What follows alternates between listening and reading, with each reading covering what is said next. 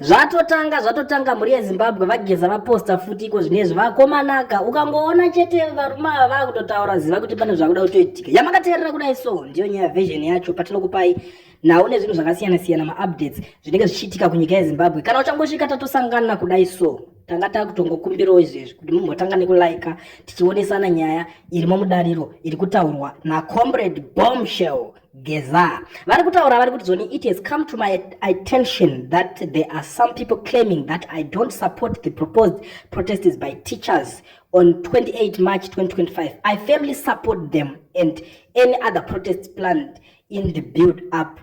to March 31. Together we stand. Ari kutaura kuti kana iriye maticha aiwa ini ndinovasapota zvangu zvavari kutoita zvacho bo as long as isusu tiri kuita zvinhu zvekuti tiende kumberi tisumuke anongoziva kuti nyika iyi nyaya inenge iripo ndeyekuti munhu nemunhu wese ari kuona kuti momentum yese yeprotest iri kuna Vageza ende Vageza ndo munhu ari unstoppable ndo vane wave risiri kubatika izvezvi ndosaka muri kuona kuti mumwe nemumwe akada kuita protest yake anobva ataura kuti naVageza tinavo munyaya yacho so vamwe vari kuzobuda vachiita kunge maspokesperson aVageza vachiita kunge vari kutaurira Vageza kuti Vageza havasi kuita izvozvo so Vageza vari kuzongoya vachingokata nyaya dzacho vachitaura kuti aiwa inini ndiri kuvasapota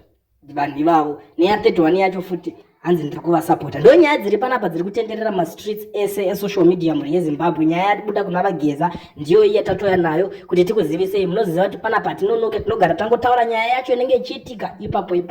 imimi mozoonawo yekutamba ikokoko kana uchangosvika kare kekutanga sekutaura kwetambozviita ndo nyaya version yacho inei patinokupai nhau nezvinhu zvakasiyana zvinenge zvichiitika munyika yekwedu tell